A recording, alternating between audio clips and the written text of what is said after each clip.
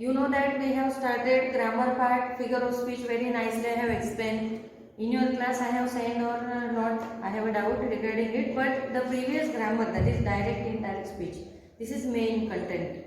And in that topic, I emphasized over the rules. Because once you know the rules, then it is very easy for you to understand the further. तो अभी हम लोग 5th chapter also we have completed. तो अभी हम लोग आते हैं पोएम के ऊपर. 4th poem is The Lake of Fire. We have completed it. Now we are on the 5th. Its name is A Legend of the Northland. So it is written by Folk Carey. It is a very nice poem, students, because it is name suggests that legend. Legend means the old story, okay, or the folklore we can say. The people have a belief regarding this story. All the people of the Northland are talking about this story only. In our India also there are so many legends that we are talking about, okay, and according to that the folklores or the folk songs, okay, folklore means folk tales, folk dance, okay, we are invented because of this legend, from this legend only. Legend जो है वो बहुत important होता है students. जैसे तुम लोग 9th के हो तो मैं हिंदी में बोल रही हूँ. देखो 9th के बच्चों को एटलीस्ट लीजेंड के बारे में पता चलना चाहिए कि यादगार चीज़ें, ओल्ड स्टोरीज जिसको फोकलोर बोलते हैं, फोक टेल्स बोलते हैं, फोक सॉन्ग्स होते हैं, फोक डांस होता है, उसके ऊपर से ये इन्वेंट हुआ. गरबा ले लो, ओके, काफ़ी सारे भवाई ले लो, ये सारे जो है एसएस में तुम लोग पढ़ चुके होंगे, ये सारे लीजेंड्स के पार्ट्स हैं. क्योंकि जब हमें लीजेंड एक्सप्लेन करने होते हैं तो हम लोग एसएस में उसका डायरेक्टली एक्सप्लेनेशन करते हैं प्रोज के फॉर्म में. बट पोएम में उसको अगर एक्सप्लेन करना है तो उसका एक स्पेसिफिक फॉर्म होता है, और वो जो फॉर्म होता है उसको बोलते हैं बलाड.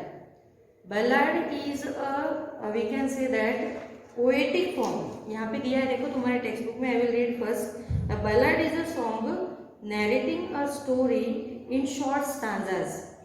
Ballads are the part of folk culture or popular culture and are passed on orally from one generation to the next. A legend of the Northland is a ballad. MCQ में तुमको आ सकता है कि what is the poetic type of the poem? A legend of the Northland. So it is a ballad. Ballad is, what is ballad? So ballad is a, we can say that way of explaining the short or long stories or old stories in a small stanzas. Okay, so it may be ballad is a type of we can say that poem that we can sing this poem. हम लोग इसको गा भी सकते हैं. तुमको पता है अलग अलग पोएम्स होती है. कुछ पोएम्स हम लोग रीड करते हैं, कुछ पोएम्स हम लोग गाते हैं. तो ballad is a type of this कि ओल्ड स्टोरीज को अगर हमें नैरेट करना है, जैसे गरबा का तुमने सुना होगा. गरबा के अंदर अम्बे माता की सारी स्टोरीज को नैरेट किया जाता है. भवाई के अंदर हमारे जो भी ओल्डन जो भी किंग्स थे या जो भी गॉड गॉडेसेस हुए उनके बारे में एक्सप्लेनेशन दिया जाता है सॉन्ग के फॉर्म में. तो सेम ये है. तो मैं पढ़ती हूँ, सबको ध्यान देना है. अभी तुम लोग अलग, मैम आपने इतना टाइम पास क्यों किया? ये टाइम पास नहीं है. तुमको ये पता चलना चाहिए कि बलाड किसको बोलते हैं, ये पोएम को बलाड नाम क्यों दिया है, बलाड कहाँ पे यूज होता है, ये मैंने तुमको बताया. अभी देखो यहाँ पे दिया हुआ है, this poem narrates the legend of the old lady who angered saint Peter because of her greed. एक लेडी होती है ओल्ड, वो इतना परेशान करते. तुमको पता है संत जो होते हैं, साधु महात्मा जो भी, उन लोगों को कभी गुस्सा नहीं आता है. वो उनकी क्वालिटी होती है. जैसे हम जैसे we are the ordinary people, हम लोग को 1 मिनट में गुस्सा आता है ना. गॉड कृष्ण भी बोलते हैं कि गुस्सा कभी आना नहीं चाहिए. गुस्सा आता है तो 10 बार पीछे काउंटिंग शुरू कर दो, पर गुस्सा नहीं करने का. तो संत जो होते हैं, जो वो साधु होते हैं, सेजेस होते हैं, उन लोगों को कोई कुछ भी बोले कभी गुस्सा नहीं आता. ये उनकी क्वालिटी होती है. बट ये लेडी ने ये संत पीटर के साथ इस तरह से कुछ बिहेव किया होगा जिसकी वजह से वो संत होते हुए भी उनको गुस्सा आया. तो क्यों आया, वही हमको इस स्टोरी में पढ़ना है. तो बैलाड के बारे में मैंने तुमको बोला कि वो रिटर्न फॉर्म में नहीं होता है. जो स्टोरीज होती है उसको orally one generation to another generation the stories are shifted. Stories को शिफ्ट किया जाता है. तो अभी मैं पढ़ती हूँ. पहले मैं पूरी पोएम रीड करूँगी, फिर अपने 1 by 1 उसका एक्सप्लेनेशन करेंगे. See, away away in the north land where the hours of the day are few and the nights are so long in winter that day cannot sleep them through. Where they harness the swift reindeer to the sledges when it snows and the children look like bears' cubs in their funny furry clothes.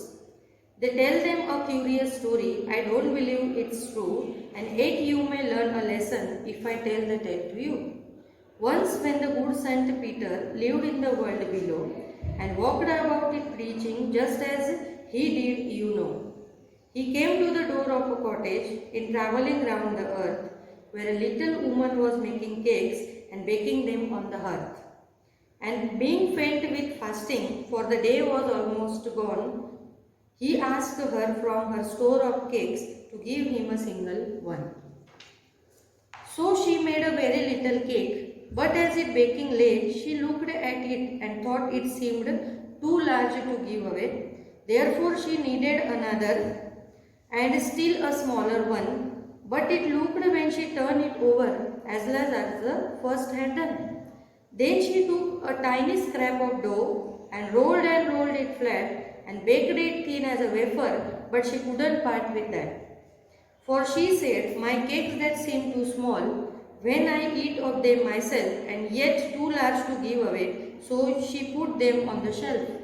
Then good son Peter grew angry, for he was hungry and faint, and surely such a woman was enough to provide a son.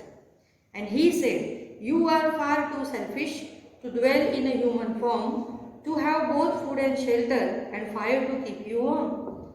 Now you shall build as the bird do, and shall get your scanty food by boring all day in the hard dry wood. Then up she went through the chimney, never speaking a word, and out of the top flew a woodpecker, for she was changed to a bird.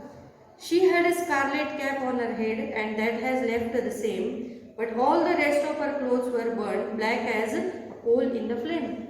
And every country schoolboy has seen her in the wood, where she lives in the trees till this very day, boring for the food. Folk carry. Very nice poem, students. तुमको कुछ समझ में नहीं आया होगा, पर जो बच्चे ध्यान देते होंगे शायद उनको पता चला होगा मैंने क्या पढ़ा. अभी स्टांजा बाय स्टांजा उसको अपने एक्सप्लेन करते देखो. Away, away in the north land, where the hours of the day are few, and the nights are so long in winter that they cannot sleep them through. एक north land, you know this is the pole 90 degree, Netherland वो सब तुम लोगों को, Norway sorry, ये सारी जो जगह है वो पोल पे आती है. वहाँ पे हार्डली उनको सन कभी दिखाई देता है. इसीलिए नॉर्थ लैंड के बारे में यहाँ पे बताया हुआ है कि ये ऐसी प्लेस थी जहाँ पे दिन बहुत छोटा होता था और हमेशा नाइट्स ही हुआ करती थी. मीन्स दिन उग भी जाए but the sun is not rising, सूरज कभी उगता ही नहीं था, जिसकी वजह से वो लोग सो के भी कितना सोएंगे. लोग अंधेरे में ही उठ जाते थे और अंधेरे में ही अपना काम करना स्टार्ट कर देते थे, क्योंकि इतनी लंबी नाइट, सुबह रात के 10 बजे भी अपने सोते हैं, सुबह के 11 बज गए तो भी दिन नहीं उगा, तो वो लोग अंधेरे में ही 4-5 बजे उठ के अपने काम में लग जाते थे, क्योंकि कितनी देर इंसान सोएगा. Second stanza, where they harness the swift reindeer to the sledges when it snows and the children look like bears' cubs in their funny furry clothes. Now the poet is saying here about the means the persons living there and their children.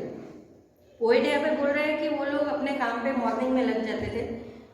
In the we can say that जहाँ पे बहुत ही बर्फ होता है, ice is there, snow is always falling down, at that time that places reindeer is used for transportation. जैसे हम लोग यहाँ पे कैमल है या बुलक है उसका यूज करते हैं ना, cart, camel cart, horse cart होता है, वैसे वहाँ पे रेनडियर कार्ट होता है. स्लेज मीन्स कार्ट, स्लेज का मीनिंग क्या होता है, कार्ट. तो वो लोग रेनडियर को वो कार्ट में लगा के अपने लिए खाना जमा करने के लिए या खाना ढूंढने के लिए निकल पड़ते थे. उनके जो बच्चे हैं उनको बेयर कब्स के साथ कंपेयर किया है. बेयर कब्स क्यों? बेयर कब्स मीन्स बेयर के बच्चे. क्यों? क्योंकि वो जो टोपी ऐसे उनकी पूरी ऐसे मंकी वाली कैप होती थी, पूरे कपड़े ऐसे पहने होते थे, वुलन क्लोथ. क्यों? क्योंकि वहाँ ठंडी बहुत होती है, तो वहाँ पे नॉर्मली हम लोग ऐसे सिंपल क्लोथ्स में तो रह ही नहीं सकते. Always we have to wear the thick woollen clothes. तो वो वुलन क्लोथ्स पहन के ऐसे बच्चे मस्त गोरे गोरे ऐसे लगते थे जैसे ही बेयर के कब है. तो वो जो उनके बच्चे हैं नॉर्थ लैंड पीपल के, उनको किसके साथ कंपेयर किया है? बेयर के कब्स के साथ.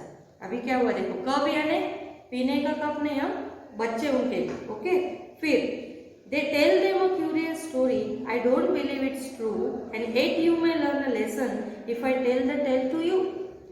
अभी राइटर यहाँ पे ऐसे बोल रहा है कि वो जो लोग हैं, they used to carry forward the story to their children, okay, their siblings, जो भी है, कोई अपने बहनों भाइयों को बताता, कोई बच्चे को बताता था। उन्होंने जो स्टोरी सुनी थी, जैसे तुम्हारे मम्मी पापा तुमको बोलते हैं कि कृष्ण भगवान छोटे थे तो दही के मटके फोड़ा करते थे, ये वो, तो ये जो स्टोरीज है, this is known as folk tales. तो ये टेल जो है कहीं पे लिखी नहीं होती है, these are just the beliefs we can say. तो वहाँ के नॉर्थलैंड के जो लोग हैं वो अपने बच्चे को ये स्टोरी हमेशा बोला करते थे। कौन सी स्टोरी, मैं अभी बताती हूँ कौन सी स्टोरी। तो वहाँ के बच्चों को वो जो स्टोरी है फोकटेल वो बताया करते थे।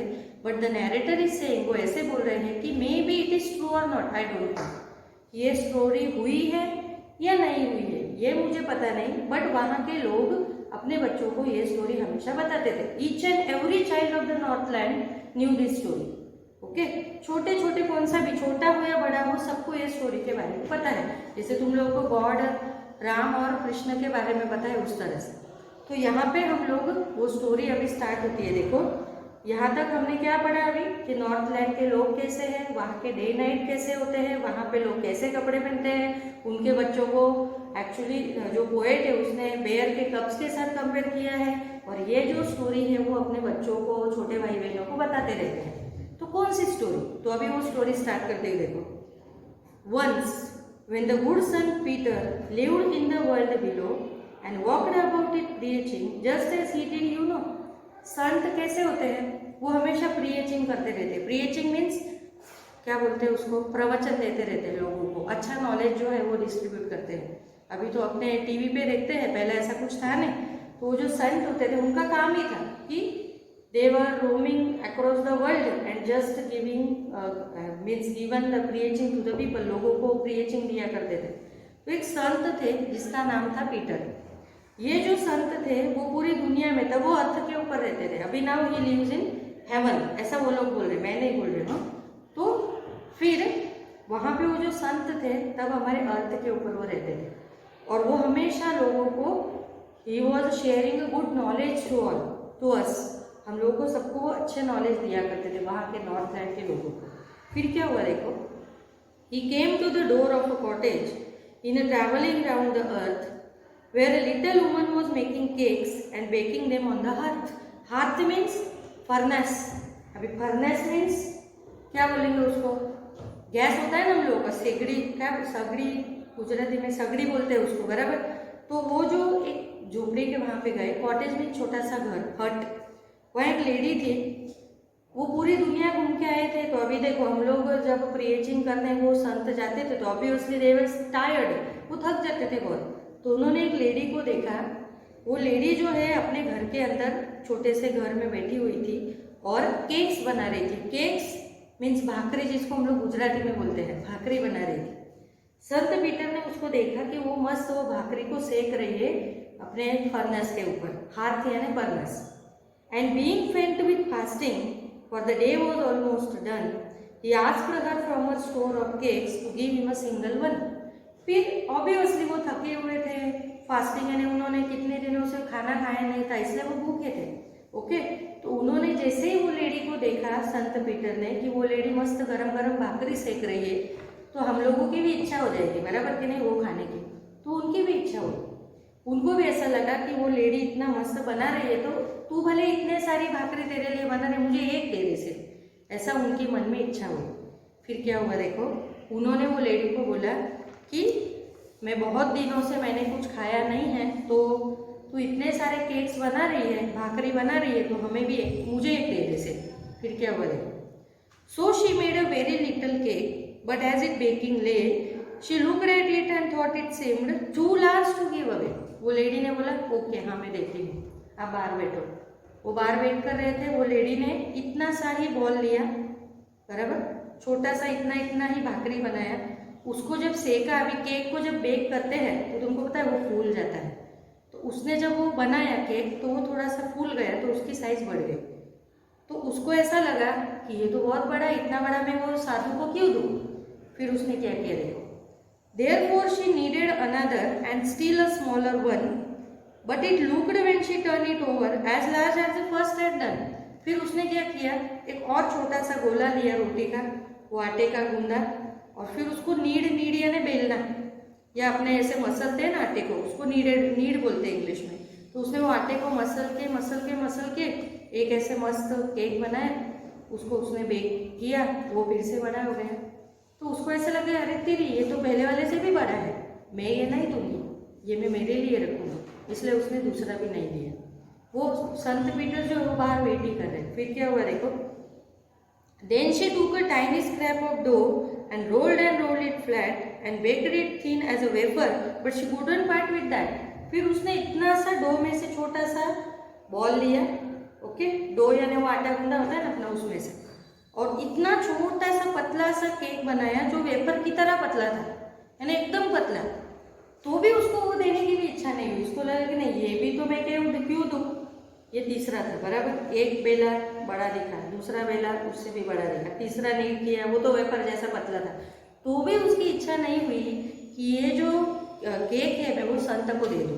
फिर क्या हुआ देखो, for she said my cakes that seem too small when I eat of them myself are yet too large to give away, so she put them on the shelf. उसके मन में विचार आया कि ये जो केक मैंने इतनी मेहनत से बनाए हैं, ये मैं दूसरे को क्यों दूँ, ये मैं ही नहीं खा लूँ।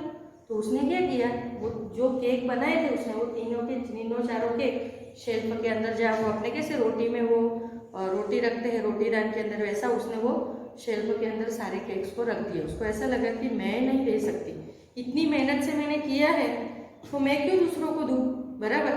तो फिर क्या हुआ देखो, then good saint Peter grew angry for he was hungry and faint and surely such a woman was enough to provoke a saint. Provoke का मीनिंग होता है टू गेट एंग्री, या उकसाना, दूसरे को गुस्सा होने पे मजबूर करना। वो लेडी जो है उनको बोलती, संत पीटर के पास गई और उनको बोला कि मैंने तो केक बनाए पर मैं आपको नहीं दे सकती क्योंकि वो मुझे ही खाने हैं, मैं आपको कैसे दूँ।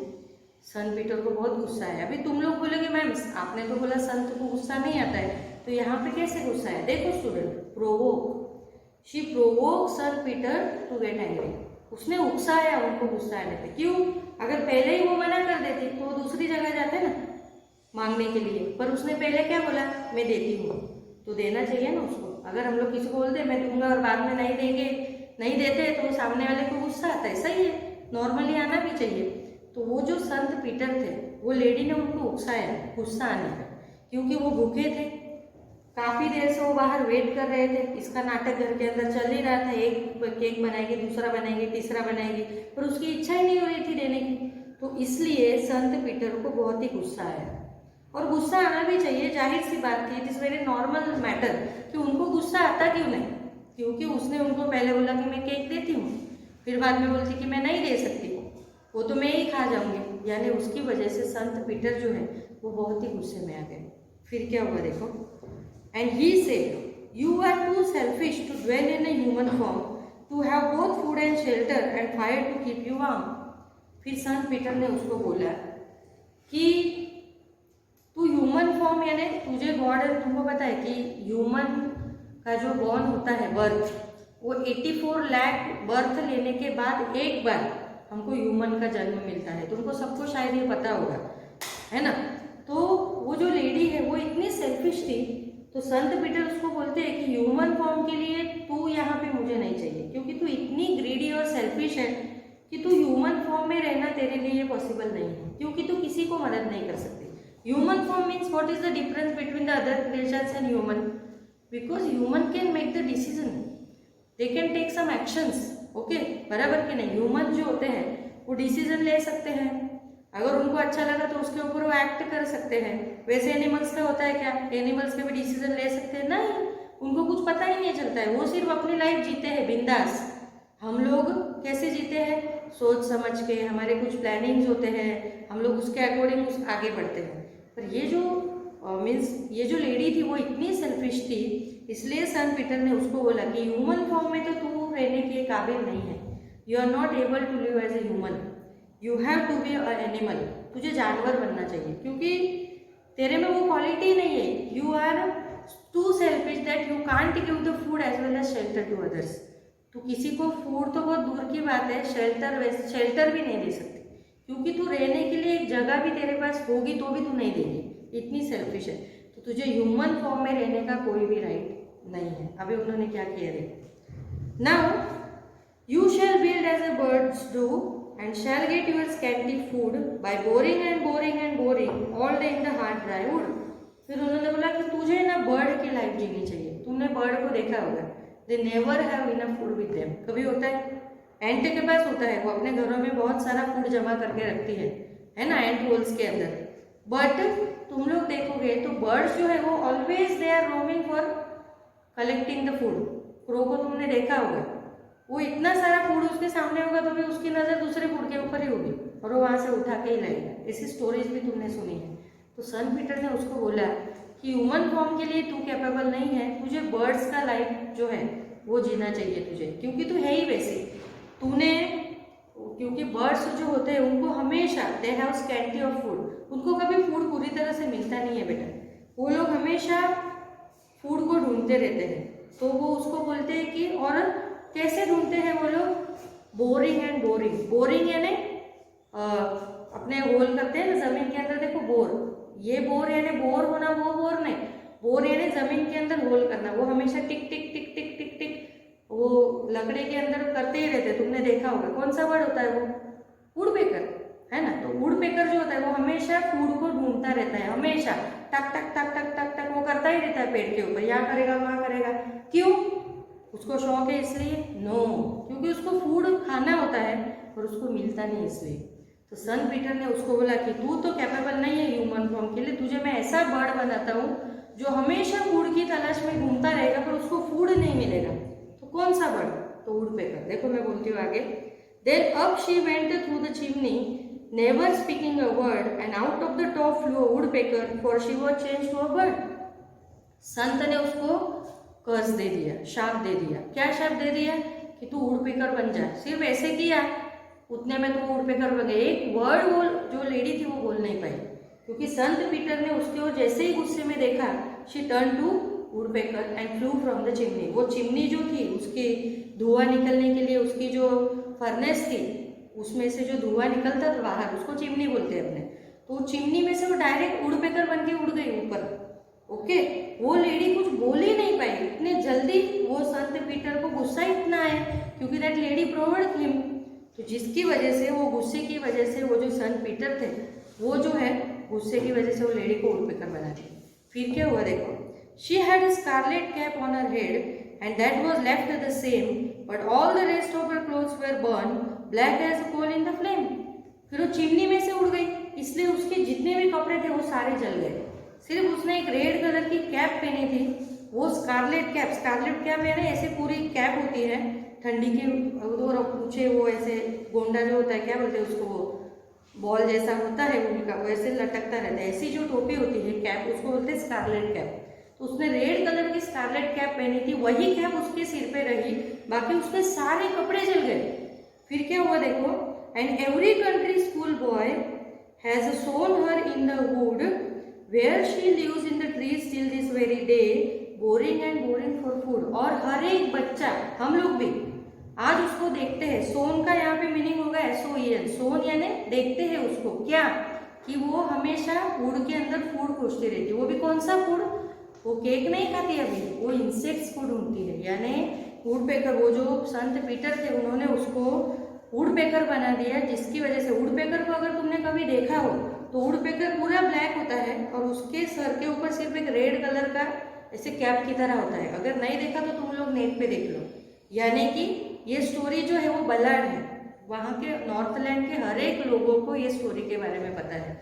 वो अपने बच्चों को ये स्टोरी जो है वो हमेशा शेयर करते रहते हैं और वो हमेशा बताते रहते हैं कि वो जो लेडी है उसने किस तरह से वो संत को प्रोवोक किया। गुस्सा आने पे संत को गुस्सा आया क्योंकि वो भूखे थे और वो लेडी ने पहले हाँ बोला, बाद में ना बोला, इसलिए गुस्से की वजह से उन्होंने उसको श्राप दे दिया। अभी देखो स्टूडेंट्स, ये स्टोरी यहाँ पे खत्म हो गई। आई होप तुमको समझ में आएगी, बहुत अच्छी स्टोरी थी, है ना। इसका मोरल क्या हुआ? इसका मोरल ये हुआ कि हम लोग अगर किसी की हेल्प नहीं कर सकते तो पहले ही मना कर दो। पहले हाँ बोल के बाद में मना करोगे तो वो लेडी, जो भी सामने वाला इंसान है, उसका मन दुखेगा। और तुमको पता है कि किसी को भी मन दुखाना नहीं चाहिए किसी का, क्योंकि उसका माइंड जो है हमें श्राप देता है, कर्ज देता है, जो हमारे लिए अच्छा नहीं होता है। वैसे ही वो लेडी के साथ हुआ। अगर वो लेडी पहले ही मना कर देती तो वो अच्छा लाइफ जीती ह्यूमन बीइंग का, पर वो जिंदा लेडी को उन्होंने वुडपेकर बना दिया क्योंकि गुस्से की वजह से। इसलिए हमें हमेशा लाइफ में अच्छा काम करना चाहिए, किसी को गुस्सा है ऐसा काम कभी भी नहीं करना चाहिए। ये स्टोरी का मोरल हुआ। अभी तुम्हारा काम यहाँ पे है बेटा कि थिंकिंग अबाउट द पोएम के क्वेश्चन आंसर्स तुमको दिए हुए हैं, आई थिंक काफ़ी सारे हैं क्योंकि पोएम बड़ी थी, तो तुमको वो क्वेश्चन आंसर्स अपनी नोटबुक में अच्छी तरह से लिखने हैं। ओके, नेक्स्ट लेक्चर में मिलते हैं, बाय।